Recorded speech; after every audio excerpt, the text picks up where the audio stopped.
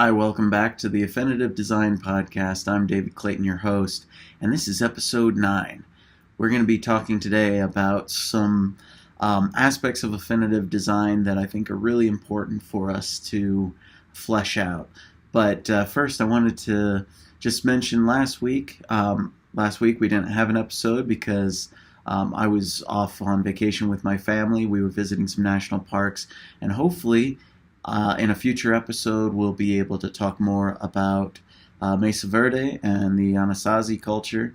I had a really great time visiting that national park and seeing the Puebloan people, their structures, the artifacts from that culture. Learned a lot, and it was a really good experience. What I want to talk about today has to do with affinitive design itself. So in the first episode, I kind of fleshed out the main tenets of affinitive design. And today, I wanted to take some time to discuss what I call the 3 affinities of affinitive design. And why do I call them affinities?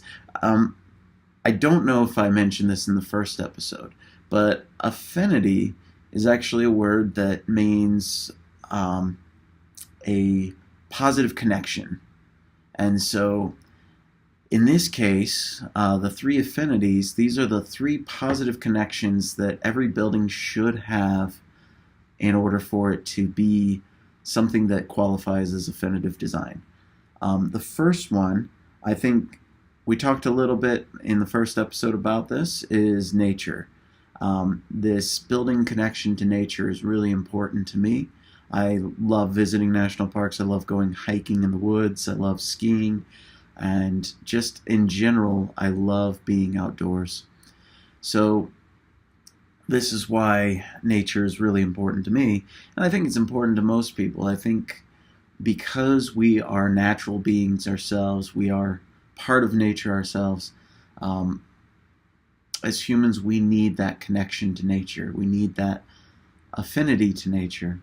It helps with our health. It helps with our well-being in all ways.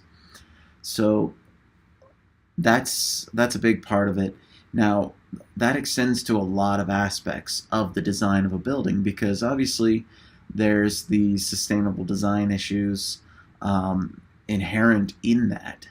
So for those not as familiar with sustainable design, that's a larger movement within the architectural world where there's a belief that buildings should not further degrade our natural resources. In my belief with affinitive design, the important thing is not just for it to not degrade from the environment, but for it to actually enhance the environment, enhance the people who live within that environment. So we do that through good energy efficiency. We do that through good use of solar power, making sure that we use other renewable resources. We should also be connected with views and airflows, the plantings around the building. So all these things are really important as part of that affinity, the affinity of nature. So the second affinity is family. So why family? Well, every single one of us has a family. Families are incredibly important for our emotional, physical, and spiritual well-being. Probably sounds a little bit weird to say spiritual in the context of architecture, but even if you don't believe in a God per se, it's still important to understand how spirit affects things. And I'm not talking about like ghosts or anything like that. Spirit has more to do with the core of one's being, not necessarily the physical, but the part where people have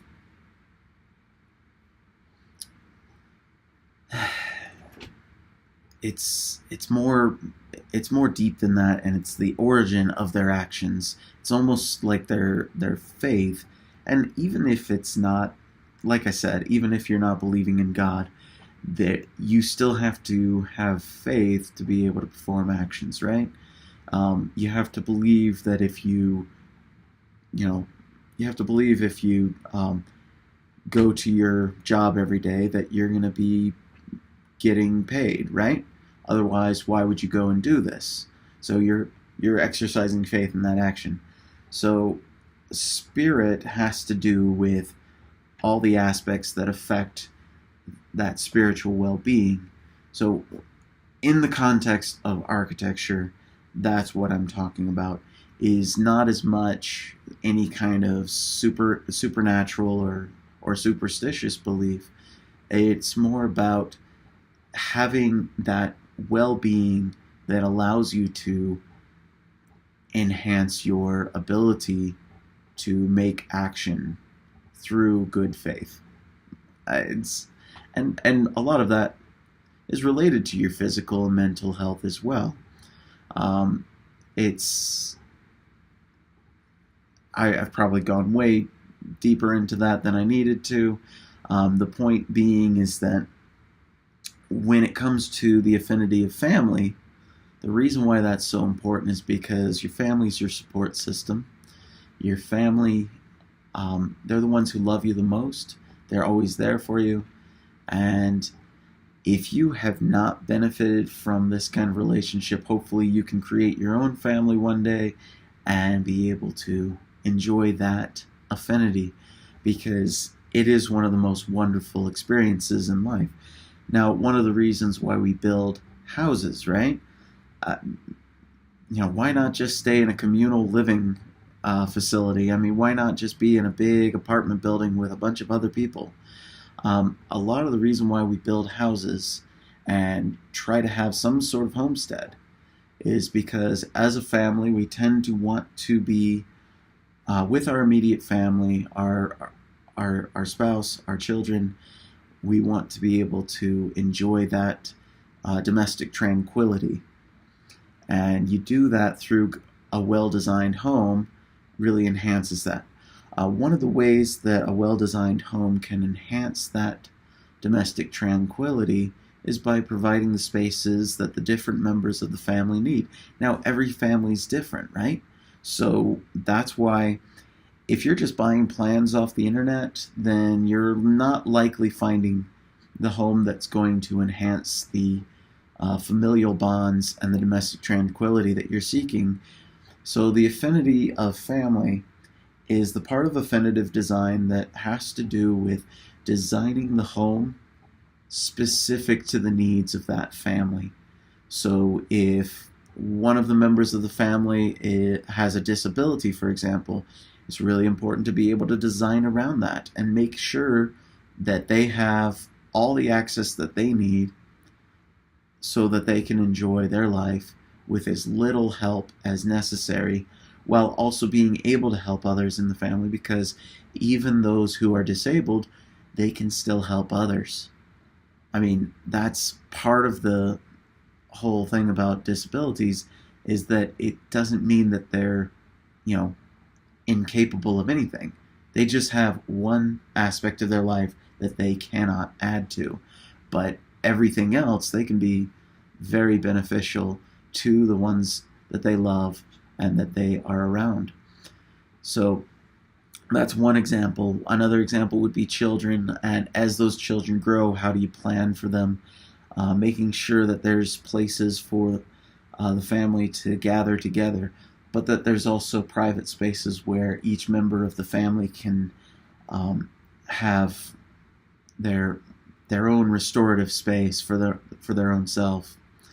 I know in my house, one of the things that's really important for domestic tranquility is we actually have one room that is completely set aside for practicing of musical instruments. And it's not because we don't think that our children sound wonderful when they play their instruments. They are talented and we enjoy listening to them.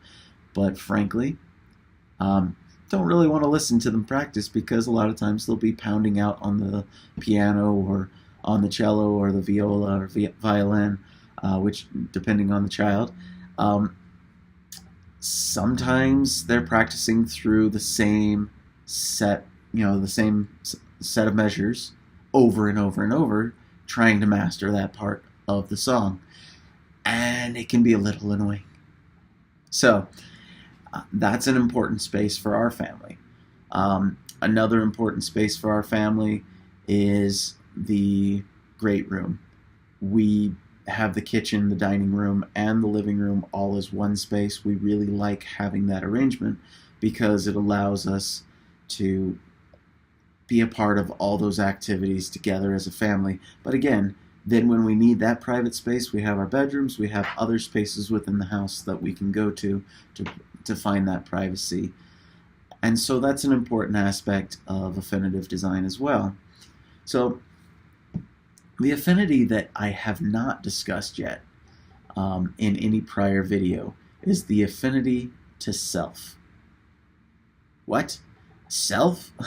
Yeah, this is probably one of the affinities that this is probably the hardest one to explain to people, because I think for most people, when you say self, we're so culturally trained to think that selfishness is wrong, and in some ways it is, but in some ways, as I always like to say, just remember when you're flying on an airplane and the flight attendants, they're doing the safety presentation at the beginning, and they discuss the oxygen masks that will drop down if there's a loss of cabin pressure. And if you remember, flight attendants instruct you to put the oxygen mask on your face first before helping others. Now, why is that? Because you're not a whole lot of help to others if you are not healthy yourself. If you're running out of oxygen yourself, you're not going to be able to help those around you. So the whole point is you got to first help yourself, which is, it sounds like common sense, but at the same time, it's drilled into us culturally from a young age that we're supposed to always be helping our neighbors. We're supposed to always be, we're always supposed to be, altruistic. And that's one aspect of Ayn Rand's philosophies taught in The Fountainhead and Atlas Shrugged, which speak to that idea of the need to basically help yourself first.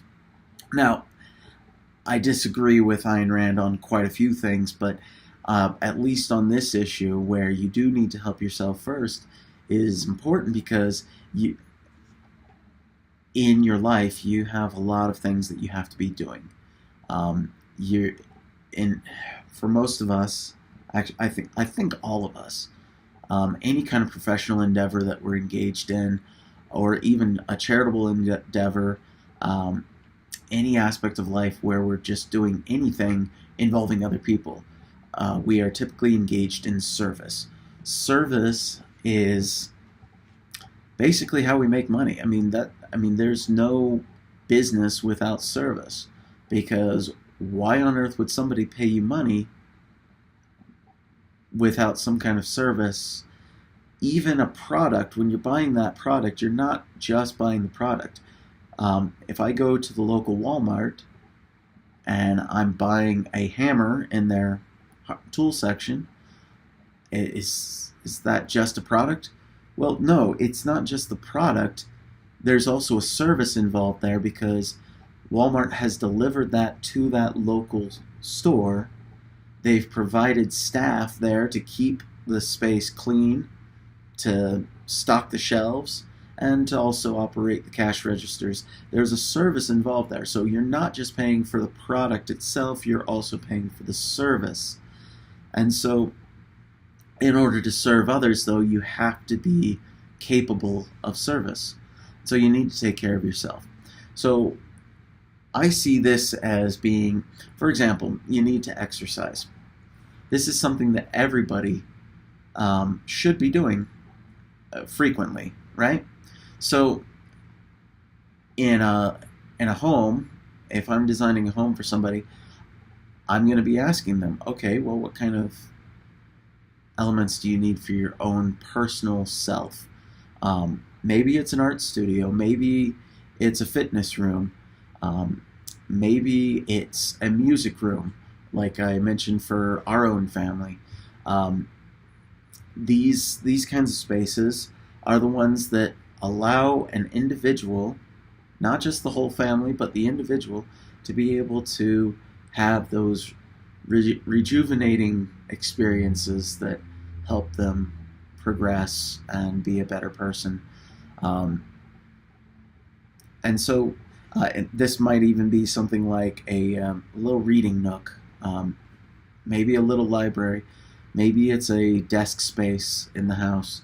But whatever it is, everybody needs these little personal touch spaces that really help them.